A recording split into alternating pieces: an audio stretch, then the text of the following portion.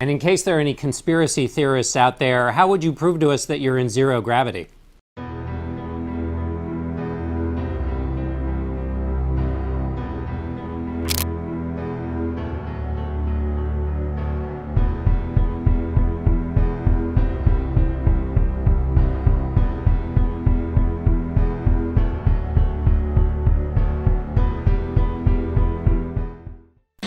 Is NASA lying to us?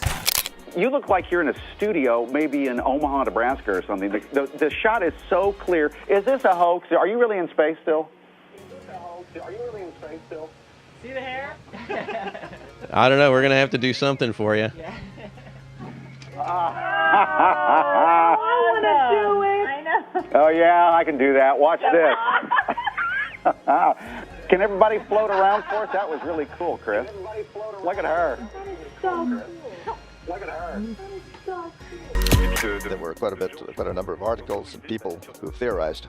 So as far as, some people believe that you're not really in space, you're just tranquilly in some sort of a hidden space on Earth. How do we prove to people that you are 500 kilometers above me? How do Parisians get convinced of that? Well, it's hard to fight against that sort of conspiracy theory. But you know, what you're controlling, you can see, for example, how is it that I can do? We cannot do this in a hangar on Earth, for example. There's no anti-gravity machinery on Earth. It's such a unique, amazing experience. I think the fact that I took so many pictures up here is going to help me believe that I actually did it. It's very exciting. Can you just reassure us, that you really are in the space station? You're not suspended by hidden wires in a closet someplace. Maybe your hair alone kind of gives it away. Thank you very much, Mark, for your looping. It is very helpful because my grandchildren, they always say they are not really in space. It's all organized in NASA Hollywood. Is there anything you can do to prove to us right now that you're actually in space? I mean, do some kind of floaty astronaut trick or something for us? Yeah. So, yeah. There's absolutely no strings attached to Mike, as far as I know. You can't even have to warn the kids, don't try this at home, because there's no way they could try that at home. We're about out of time here. We got just about 30 seconds left of KU. We really appreciate you spending the time with us at, cutting into your pre-sleep time. So in the last couple of seconds, though, you've done a great job of describing things. We obviously have people in space. The space program is by no means over. Can you just finish us up with some more astronaut tricks that prove again that you are actually in space? This is not a farce. Have you lost some weight? You see, look at that.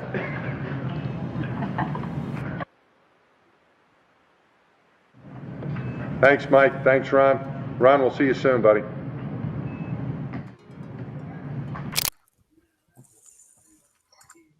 Sí, ¿quieres que hable un poco de...? Yo te voy complementando con imágenes, Oliver, si querés dar alguna opinión personal, simplemente. El del tema de simbología. Dale. Hombre, tenemos el hecho comprobable de que la mayoría de astronautas, por ejemplo, de la NASA, de las misiones Apolo, son masones, es decir, pertenecen a una sociedad secreta. Buzz Aldrin se le puede ver junto a un masón, con una simbología bastante clara. De hecho, hubo un comunicado de una logia masónica a la que pertenecían varios astronautas de las misiones Apolo que decía que por fin astronautas, hermanos masones, han ido a la Luna. Es decir, hay documentos que prueban que son masones. Claro, esto ya es altamente sospechoso, ¿no? Bastante sospechoso. Y no solo eso, sino que tenemos lo que ha dicho Iru, los nombres de las misiones Apolo, etcétera. Todos son dioses paganos, tiene que ver con la cultura luciferina. Y está plagado de simbología como pirámides, el culto al sol. Es decir, que no solo nos engañan con CGI, sino que además nos meten simbología masónica, ¿no? Simbología ocultista para colmar el vaso, digamos. Entonces, es un completo fraude. La NASA es un completo fraude se originó en el 59, casualmente después de una serie de expediciones extrañas a la Antártida, después de una serie de pruebas con misiles a gran altura, operaciones Deep Freeze, por ejemplo, High Jump en la Antártida. Tenemos también la operación Fishbowl, todo del ejército estadounidense. Emplearon la mayor fuerza expedicionaria de la historia, es decir, todavía no se ha superado, para ir a la Antártida. Y lo curioso es que el que dirigió esa expedición, estas expediciones a la Antártida, fue el almirante Byrd, masón de grado 33, financiado por los Rothschild. Y ni siquiera los soldados que estaban en esa misión sabían el propósito de esa propia misión. Es decir, había un alto secretismo y parece ser que solo el almirante Byrd y unos cuantos más de la cúpula de poder sabían realmente, ahí estamos viendo imágenes, sabían realmente lo que era esta misión, para qué estaban haciéndolo. Esta misión tenía una duración aproximada de unos 6 meses, sin embargo, a las 6 semanas aproximadamente cancelaron la misión y ya no se volvía ahí. Casualmente, después de esta misión, hubo este tratado antártico que firmaron tanto los Estados Unidos como Rusia en plena Guerra Fría, es decir, dos bandos enfrentados firmaron este tratado. Prácticamente lo único en que se pusieron de acuerdo era en banear, digamos, el acceso, en prohibir el acceso a la Antártida, algo bastante curioso, y es porque seguramente allí se encuentren lo que se llaman los límites de la Tierra. También hay gente que dice que hay más tierra más allá de estos muros de hielo antárticos. De cualquier manera, ahí es una de las claves, ¿no?, para saber realmente, para conocer el mundo en el que vivimos. Y casualmente, este mismo año, entra en vigor otro tratado antártico que restringe aún más la libre investigación en la Antártida. Prácticamente prohíbe la investigación independiente en casi toda la Antártida. Es decir, que están protegiendo estas zonas, esta zona desconocida, que es la Antártida. El propio almirante Byrd dijo que era un continente totalmente inexplorado, incluso con materiales muy preciados, tanto para científicos como para el gobierno. Y nos encontramos con que el gobierno nos está ocultando aquí a la ciudadanía una zona muy grande y muy importante de la Tierra. Esto ya debería ser bastante sospechoso, ¿no?, para alguien. But strangely enough, there's left in the world today an area as big as the United States that's never been seen by a human being. And that's beyond the pole, on the other side of the South Pole, from Middle America. And I think it's quite astonishing that there should be an area as big as that unexplored. That's a tremendous So challenge. there's a lot of adventure left down at the bottom of the world. Admiral, do you hope to see that? I do. Why this interest in the bottom of the world? Nobody living down there, is there? I tell you one reason they're interested. It's by far the most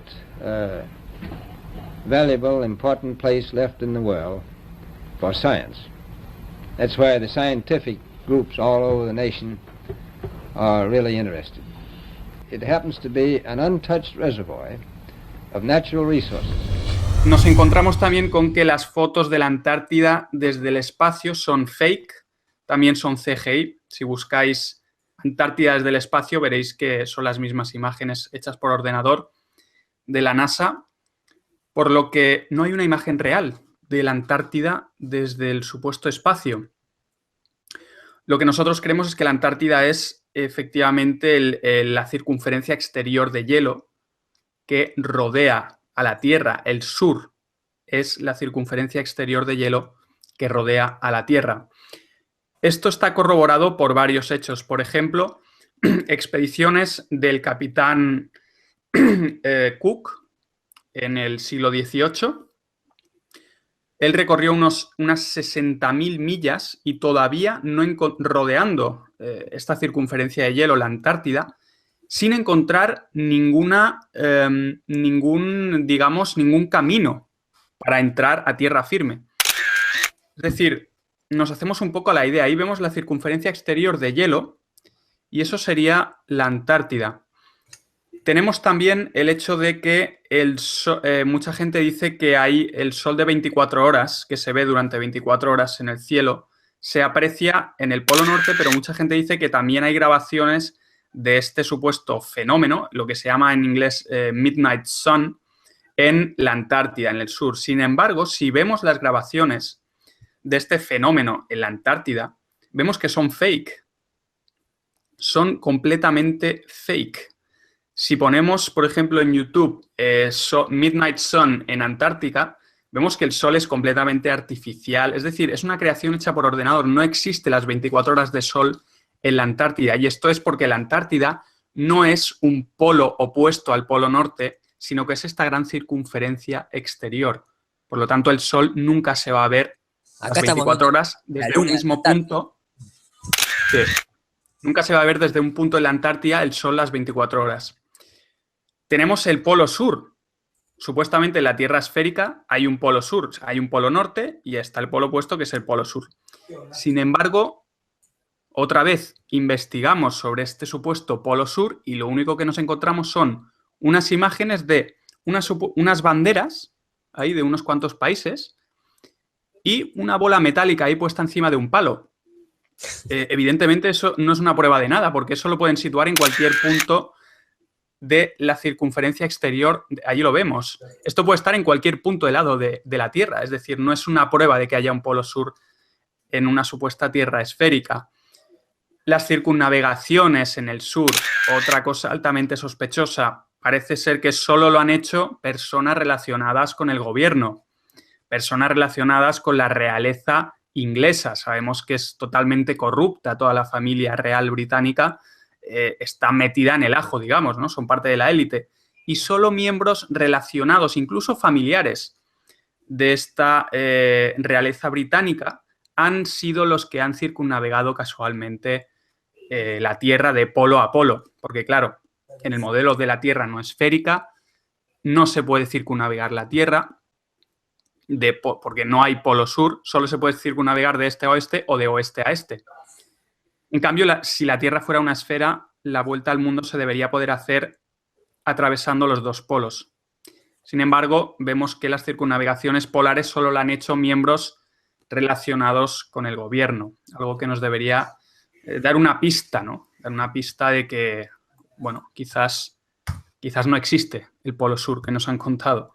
De hecho, la diferencia que hay con todo lo que es la flora y la fauna. Esa es otra, efectivamente. Diferencias enormes a lo largo del año entre las condiciones climatológicas, la flora, la fauna, entre el sur y el norte. La Tierra esférica debería ser lo mismo, es decir, a lo largo del año el sol alumbra lo mismo en el sur y en el norte, pero si nos vamos al modelo de la Tierra no esférica, al mapa de Gleason, vemos que efectivamente el sol pasa mucho menos tiempo en el sur porque tiene que recorrer mucha más distancia para rodear la Tierra en la gran circunferencia del sur y, por lo tanto, al pasar menos tiempo en el sur, las condiciones son muy diferentes. Por eso, en el sur, en la Antártida, no hay prácticamente vegetación, no hay fauna, hace mucho más frío. Y en el norte, donde el sol pasa mucho más tiempo calentando, alumbrando esas partes de la Tierra, hay mucha más flora y fauna y mucha más variedad de animales y la temperatura es superior. Esto evidentemente no cuadra en el modelo esférico. Ahí vemos, ¿no? Y de hecho... Entonces, sí, así, continúe, maestro. Entonces son cuestiones que uno tiene que pensar un poco, ¿no? Si es verdad lo que nos habían contado. Incluso... También cuando uno habla de lo que sería el Polo Norte, más allá de todas estas características que vos estás citando, hay un dato muy interesante porque lo hizo un grupo de argentinos, que fue el cruce por Groenlandia. Primero que Groenlandia hay que entender que se llama Greenland, o sea, tierra fértil, tierra verde, y supuestamente, acá estamos viendo una imagen de Groenlandia en su invierno, es totalmente... congelada. Lo que pasa que lo que vos decís, que es cierto, después cuando el Sol pasa por el Polo Norte, digamos, cambia las condiciones. Esta persona, que es argentina, se considera uno de los pocos, es el primer cruce de Groenlandia. Entonces, acá lo que podemos ver es que esto es el cruce, por ejemplo, de Groenlandia. Fíjense la latitud que está. O sea, ni siquiera podemos, ni te podés atrever a acercarte a lo que sería el centro o el Polo Norte en su punto exacto. El mismo impedimento que hay hacia el sur. Este fue el cruce de Groenlandia. Usaron una parte muy chiquitita para cruzarlo transversalmente. Entonces, también esas son cosas que son para tener en cuenta. Y sin ir más lejos, en ese video que yo había puesto anteriormente, que se llama The Antarctic Dry Valleys, lo pueden googlear y lo van a encontrar. En esta parte que yo les mostraba acá, en esta parte que aparece este muchacho que viene hacia cámara, yo lo muestro en unos videos, lo que esta persona dice es que esto es tan desértico, tan inhóspito, y tan rocoso, que dice el tipo, acá es un ambiente ideal para el entrenamiento de cómo sería ir a Marte. No sea cosa que toda esa militarización que nosotros vemos hoy en día que tiene la Antártida, también esté dada, porque no se olviden que en algún momento, como falsearon la Luna, van a falsear la llegada a Marte. The Antarctic Dry Valleys constitute just about the most Mars-like environment anywhere on the Earth. The climate here is similar to the Martian climate, and the physical processes that are shaping the surface here are very similar to some of the processes shaping the surface of Mars. What this means is that the dry valleys are a very good place for us to test some of the hypotheses that we have concerning what's going on the Martian surface. And it may also be a very good place to test some of the techniques and some of the equipment that we might want to use to study the surface of Mars at some point in the future.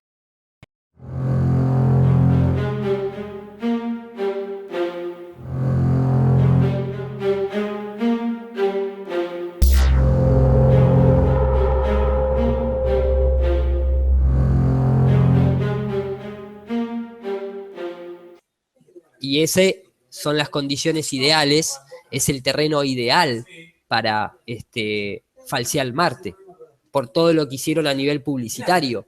Y cuando vos, Oliver, al inicio mencionabas toda esta cuestión masónica de lo que es el espacio, lo que nosotros tenemos que comprender también, porque lo tiene lo tiene la propia masonería. La masonería fue la que fundó la ciencia moderna. Y eso está recontra documentado y aparte lo dice la propia Royal Society de Londres. O sea, la masonería fundó la Royal Society de Londres y fue la que fundó y dio nacimiento a la ciencia moderna. Hay varios libros y hay varios autores que lo citan con orgullo total, digamos. Y después, dentro de la simbología, una pequeña simbología que está buena siempre tener en cuenta es por qué justamente, digamos que se utiliza, por qué el Apolo, por ejemplo, la gente tal vez de esto no sabe, por qué se utilizó la escalera, esa escalera ridícula para bajar de la nave, estando en la Luna. Se utiliza porque es simbología. ¿Por qué los astronautas se visten de blanco? Porque de blanco se visten los dioses que descienden del cielo. Y la escalera de Jacob es el ascenso al cielo. Es a donde está la verdad de todo esto. Por eso la masonería representa siempre el sol y la luna del mismo tamaño. Por eso la masonería, incluso dentro de sus simbologías, nos cuenta justamente esto. Lo que está en un pedestal de oro es lo que te venden. O sea, uno en una vitrina, en un pedestal, comercialmente, pone lo que quiere vender. Y por eso la masonería nos pone en su propia cara, en nuestra propia cara, nos pone la venta de la esfera celeste, que es la astrología, pero que ellos llaman astronomía, y lo que es el globo terráqueo. Es un invento netamente masón. Lo que pasa que también, si uno conoce un poquitito de simbología, también se va a encontrar con algunos detalles que te dan otros indicios, que son los siguientes. Está por acá, déjenme que lo adelanto, porque este es un video que tengo. Ya viene. ¿Dónde está? Acá. Este es el conocimiento atlante. El conocimiento atlante es lo que se representa en el arte masónico como el arca de Noé.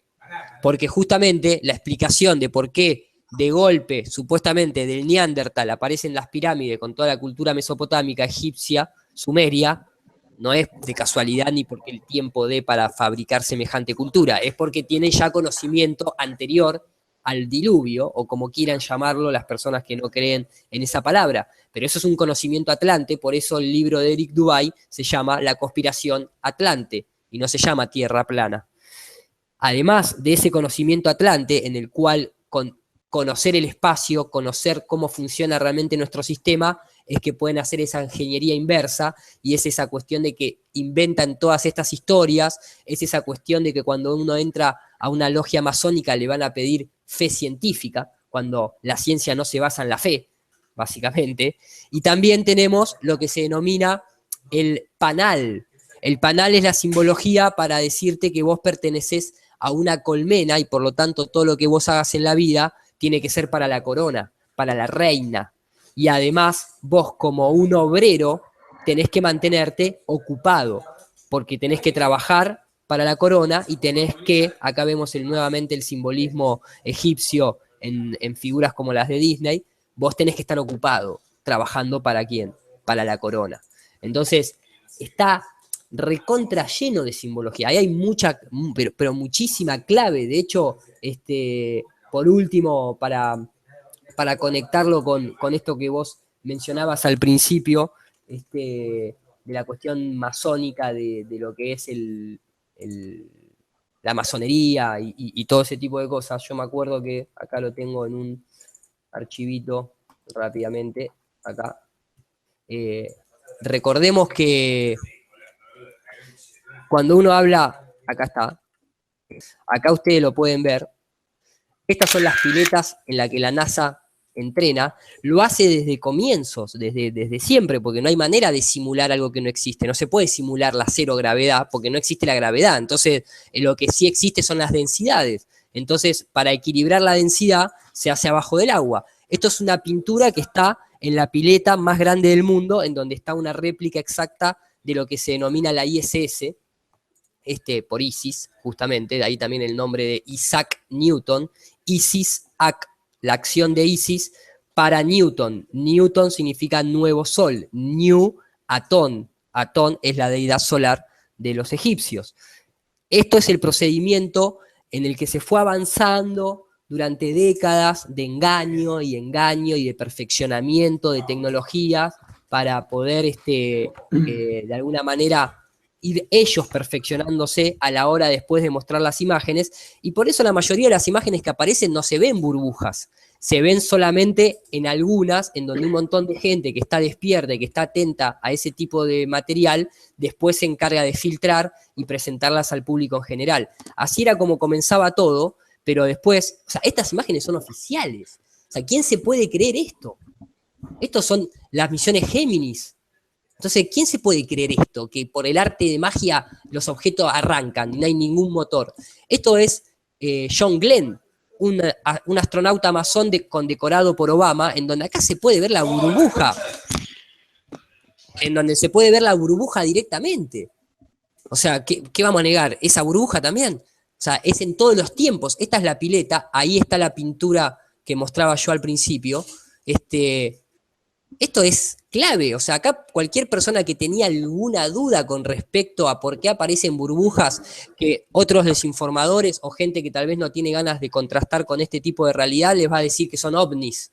Son ovnis que viajan y desaparecen y entran y salen de la atmósfera, porque claro, si vos ves esos puntitos blancos y te crees que están en el espacio, no tenés otra explicación. Ahora, si lo comparás con la realidad, vemos lo que es un entrenamiento y vemos lo que es una misión. A la NASA se le ha escapado el tanque de un buzo directamente en una misión. Acá se puede ver en el reflejo del casco, se puede ver a un buzo directamente. Entonces, cualquier persona que tiene ganas se va a dar cuenta que el espacio es satanismo puro. De hecho, fíjense este buzo, que es el buzo y el astronauta están al mismo nivel dentro de la masonería y dentro de la falsedad del espacio. hace el símbolo bien abierto, bien identificable del 666, y como que nota que hace algo que tal vez estaba fuera de los planes, y lo mira el compañero como diciendo, bueno, lo quise hacer. Ahí lo mira como diciendo, bueno, sí, lo hice. Y si alguno tenía duda de lo que es la implicancia satánica dentro de lo que es el espacio que nos presenta la NASA, creo que después de ver ese cornuto y este tatuaje en el buzo, yo por lo menos se me fueron todas las dudas que tenía al respecto. Después cada uno puede hacer la vista gorda y no hay peor ciego que el que no quiere ver, ¿no es cierto? Pero acá están las evidencias. Si alguien puede contrastar estas evidencias, bienvenida sea. Me parece que son demasiadas y ni siquiera estamos mostrando todas. Estamos mostrando las más relevantes de lo que es estar abajo del agua y que nos quieran venir a decir que están en el espacio. El propio astronauta reconoce que él, a la hora de hacerse astronauta, tuvo que aprender a nadar. No solía nadar muy bien de niño y así tuve que aprender cómo hacerlo y me volví un buen nadador y me volví un astronauta. O sea, ¿cómo? O sea, ellos no mienten, porque la masonería no miente. La masonería te lo dice en la cara y se despreocupa si vos tenés el entendimiento para comprenderlo. Por eso cuando los astronautas son cuestionados, como Buzz Aldrin, como vemos acá en la imagen, se ponen tan nerviosos que recurren a la agresividad. Y esta agresividad física es el reflejo exacto de una persona como puede ser Dante Rústico, en el cual no tienen otro argumento. No tienen otro argumento más que la impotencia. Y entonces reaccionan de la misma manera que un astronauta, pero solamente lo hacen verbalmente. Entonces, cuando uno comienza a relacionar todo esto, y bueno, cada uno puede creer en lo que quiera, eso está claro. A mí me gusta creer con base científica. Si voy a creer en algo, prefiero tener una muy buena base científica por detrás. Cosa que me di cuenta que no tenía y que simplemente era un creyente por creerle a una ciencia que nunca supe que era heliocéntrica, por ejemplo, ¿no es cierto? Sí, luego tenemos el hecho que mucha gente no conoce, que es que Copérnico fue financiado por la masonería, fue apoyado por la corrupta Iglesia Católica, que ya estaba infiltrada por la masonería en el siglo XVI, y fue promovido para que su teoría heliocéntrica se expandiera al extranjero. No solo eso, sino que Newton, Galileo, todos los que los precedieron, que siguieron con la teoría heliocéntrica, estaban todos relacionados con la masonería, con prácticas ocultistas, con la alquimia. Es decir, eran todos parte de la masonería, del mismo show, ¿no? Lo cual es bastante sospechoso. La gravedad, ¿cuál es el símbolo de la gravedad? La G. El símbolo de la masonería, ¿cuál es? La G. La G. Exactamente. Gadú, el dios masón, digamos. Claro. Entonces, hay una serie de paralelismos aquí bastante curiosos. Y vemos que Darwin, lo mismo, su padre era masón, su abuelo también. Exactamente. ¿En qué se basa la evolución? En el ideal masónico de alcanzar el conocimiento supremo, igualarse a Dios. Es decir, vas ascendiendo, evolucionando hasta convertirte en Dios. Todo está lleno de simbolismo masónico, satánico, y todas estas teorías nacen casualmente después del auge de la masonería en Europa y en todo el mundo, en Estados Unidos. Evidentemente no es casualidad. Hay una conspiración de carácter ocultista y estas teorías pseudocientíficas son la base de la filosofía masónica satánica y ocultista. Pero, a ver, Oliver, vos lo sabés, pero la gente tal vez no. La gente tal vez cree que todo esto, bueno, es una cuestión antigua y vieja. Pero sin ir más lejos, o sea, si yo pongo Jack Parson, esto es innegable, o sea, si yo pongo Jack Parson y entro a la historia personal de lo que es el ingeniero en cohetería que fundó la NASA, junto con Von Braun y otras personas más, lo dice la propia historia, Jack Parson es The Rocket Engineering detrás de lo que es la cohetería de la NASA, fundador en el Instituto de Tecnología de California, etcétera, etcétera, ¿por qué Wikipedia tiene un apartado en el cual vos podés ver las creencias religiosas dentro de la carrera científica? Fantástico.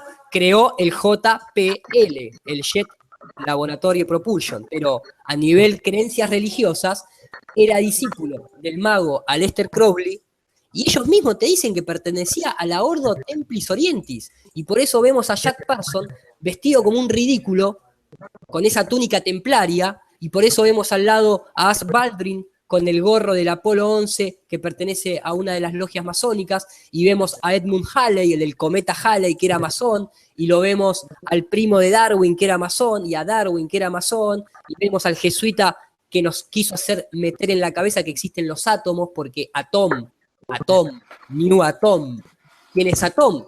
Y todo el mundo sabe que Atom es el dios solar egipcio, y de ahí viene la palabra amén, y otra vez volvimos a lo mismo. Sin darte cuenta, te están haciendo ser un creyente del heliocentrismo, que lo único que busca es disminuir todas las capacidades humanas al mínimo, diciéndonos que somos un granito de arena metido andás a saber dónde, y que nosotros somos productos de una explosión que nadie nunca, o una expansión que nunca nadie demostró, que es imposible de demostrar incluso. Entonces la gente que se llama atea, en realidad son más creyentes que todos nosotros. Porque creen en la evolución, creen en el Big Bang, creen en el átomo, creen en Darwin, creen en esto, creen en aquello. O sea, te metieron hasta la rodilla. Sí, efectivamente, han creado varias generaciones ya, porque llevan 5 siglos, han creado una generación de personas completamente religiosas, fanáticas, pero del ateísmo, es decir, claro, han creado una generación de ateos fanáticos que creen completamente 100% en lo que les dice el gobierno, a través del sistema educativo y a través de la educación, eliminando de paso nuestra capacidad crítica, nuestra capacidad de pensar, de cuestionar la realidad, y también nuestros propios sentidos, el sentido común, nuestra observación. Vemos el sol y la luna pequeños en el cielo, pero ellos nos dicen que son esferas gigantes, y con estos métodos es una especie de control mental, de trauma mental, que empieza en una edad temprana, desafortunadamente en el colegio, y sigue con los medios de comunicación día tras día, con propaganda, y hasta el día de hoy una generación completamente de fanáticos creyentes en el gobierno, que incluso se vuelven agresivos. Esto lo sabemos todos los que defendemos la verdad, y es que la gente no quiere despertar de la Matrix, prefiere vivir una mentira cómoda que descubrir la verdad incómoda.